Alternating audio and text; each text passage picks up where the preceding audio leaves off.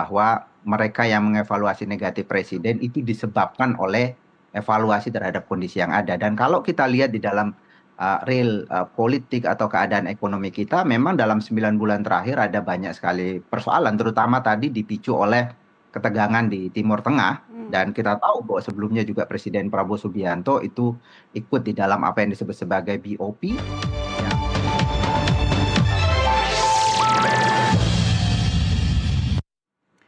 Kembali bersama kami di NTV Dialog Prime, pemirsa. Saiful Mujani Research and Consulting SMRC merilis hasil survei kepuasan publik pada kinerja pemerintah. Hasilnya dari 749 responden yang dipilih acak dan diwawancarai secara langsung melalui saluran pesawat telepon, 46,9% diantaranya menyatakan tidak puas terhadap kinerja pemerintah. Artinya tingkat kepuasan publik turun dari 81,2% atau sebanyak 30,1%.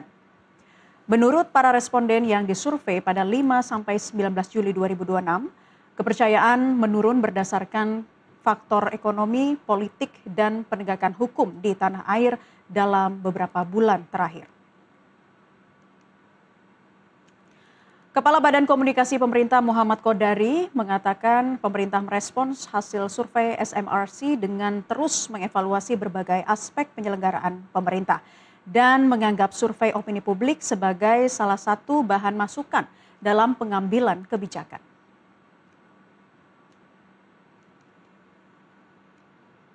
Hasil survei terbaru Saiful Mujani Research and Consulting memicu diskusi hangat.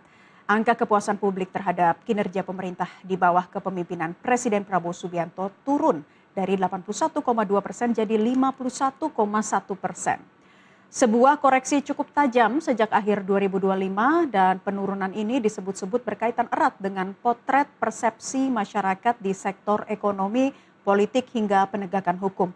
Bagaimana ini bisa terjadi? Kita akan bahas bersama para narasumber yang sudah tersambung melalui sambungan Zoom sore hari ini, pemirsa.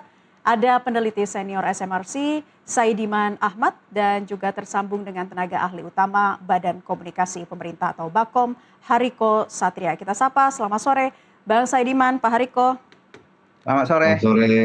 Terima kasih sudah bergabung di NTV Prime. Pertama-tama saya ingin ke Bang Saidiman Ahmad ini mengenai hasil survei SMRC terbaru ya. Sebelum krisis geopolitik Timur Tengah, sekitar 80% warga merasa puas dengan kinerja Presiden Prabowo Subianto. Namun dari hasil survei terbaru mengalami penurunan yang sangat signifikan. Faktor apa sih yang paling dominan berpengaruh terhadap penurunan hasil survei ini, Bang Saidiman?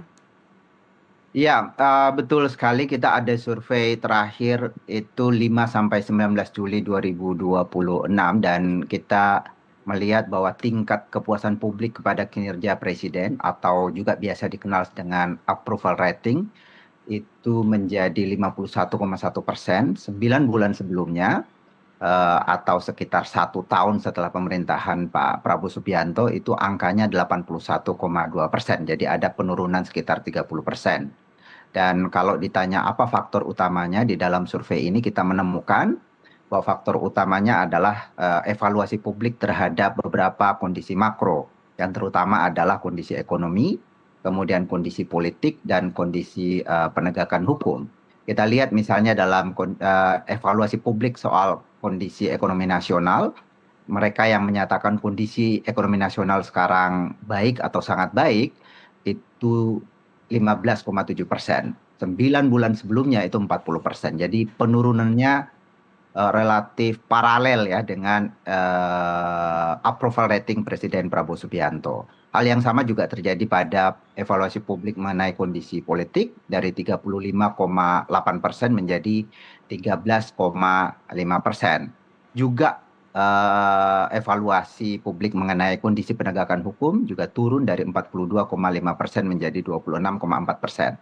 Nah, sebetulnya apa yang ditemukan oleh survei SMRC ini hanya mengkonfirmasi teori yang sangat mapan ya di dalam perilaku politik yang disebut sebagai economic voting, bahwa evaluasi publik terhadap kinerja pemerintah bahkan elektabilitas presiden yang masih mungkin maju sebagai calon presiden itu sangat ditentukan oleh evaluasi publik terhadap terutama kondisi ekonomi, baik kondisi ekonomi nasional maupun ekonomi rumah tangga. Jadi itu yang Oke. terjadi. Tadi perbandingannya seperti apa Bang Saidiman? Faktor ekonomi nomor pertama yang paling atas ya. Kemudian diikuti oleh apa nih? Persepsi penegakan hukum atau dinamika politik? Perbandingannya seperti apa?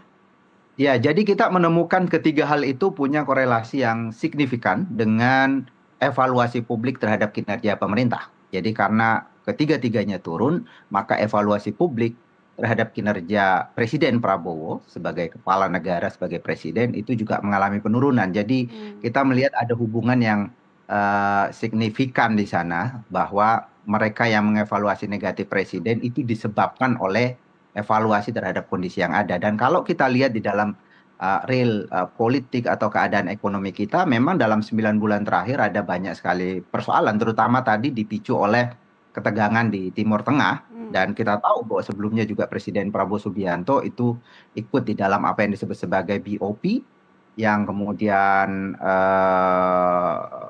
aliansinya Israel dan Amerika Serikat menyerang Iran. Dan sementara apa yang dilakukan oleh Iran dan atau yang dilakukan oleh Israel dan Iran ini di dalam studi yang kami lakukan itu sangat tidak populer di Indonesia, dan di sana Presiden Prabowo Subianto memberi dukungan. Yang kemudian setelah itu ada imbas pada kondisi ekonomi secara Hmm. global dan juga masuk ke Indonesia, terutama pada peningkatan harga energi, harga minyak dan seterusnya. Walaupun di Indonesia tidak dinaikkan BBM bersubsidi, tetapi kenaikan Pertamax itu juga sedikit banyak menimbulkan gejolak ekonomi di Indonesia. Jadi ada pengaruhnya ke sana. Kemudian kita lihat bukan hanya faktor ekonomi, tetapi kita juga lihat faktor politik, misalnya bahwa di Indonesia saat ini terjadi kebuntuan politik di mana hampir tidak ada check and balances dari kekuatan politik yang cukup dominan dan formal dari partai politik yang mencoba melakukan kritik atau melakukan evaluasi terhadap apa yang dilakukan oleh pemerintah. Dari sisi penegakan hukum juga di dalam 9 bulan terakhir kita banyak menyaksikan hal-hal yang juga problematik, ada penyiraman air keras kepada aktivis, ada ancaman terhadap sejumlah akademisi yang kritis, ada persoalan korupsi di program utama pemerintah, MBG, kemudian ada persoalan yang baru-baru terakhir Jampitsus. Jadi keseluruhan hal itu saya kira yang kemudian menimbulkan sentimen negatif di kalangan masyarakat itu meningkat terhadap kinerja pemerintah secara keseluruhan. Oke. Pak Hariko, seperti apa pemerintah menyikapi temuan SMRC terbaru ini, melihat hasil survei ini sebagai alarmkah atau bagaimana? Baik, terima kasih Mbak Naila. Pemerintah sangat terbuka ya dengan kritik, saran, dan penelitian dari semua saudara-saudara kita sesuai dengan bidangnya masing-masing. Termasuk survei yang dilakukan oleh Saiful Mujani Research and Consulting ini. Prinsip Presiden Prabowo sangat jelas bahwasanya kritik itu menyelamatkan kita. Jadi kritik itu menyehatkan. Yang dilarang oleh semua agama itu adalah fitnah. Oleh karena itu Presiden terus mengajak kita bersama-sama menjaga persatuan bangsa kita ini. Kami sangat menghormati Bapak Saiful Mujani dan Saiful Mujani and Research Consulting. Meskipun sebelumnya Bapak Saiful Mujani ini pernah mengajak masyarakat untuk menjatuhkan Presiden Prabowo. Jadi kami sangat menghormati beliau meskipun beliau pernah melakukan ajakan itu.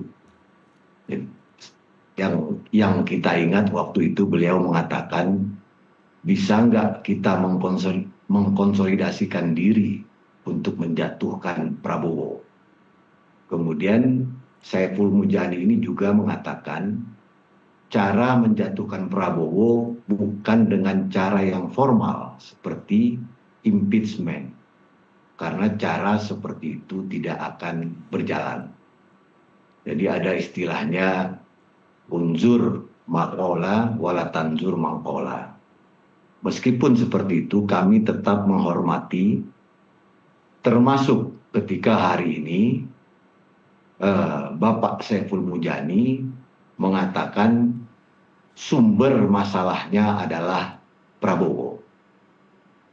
Oleh karena itu perlu kami sampaikan bahwasanya kalau setelah hasil survei ini kemudian kami telah menerimanya dengan baik, kami pelajari, kemudian toh setelah itu juga ada tuduhan bahwasanya sumber masalahnya adalah Prabowo sebagaimana diberitakan oleh sebuah media. Oleh karena itu kami juga perlu menyampaikan bahwa Presiden Prabowo sudah menjalankan amanah ini selama 21 bulan. Dan belum pernah selama ini pemimpin mengatakan masalah-masalah yang jarang terungkap. Misalnya, Presiden mengungkapkan ada 15.000 triliun lebih kehilangan kerugian negara akibat kecurangan ekspor selama 34 tahun. Apakah karena ini Pak Prabowo disebut sebagai sumber masalah? Tentu tidak.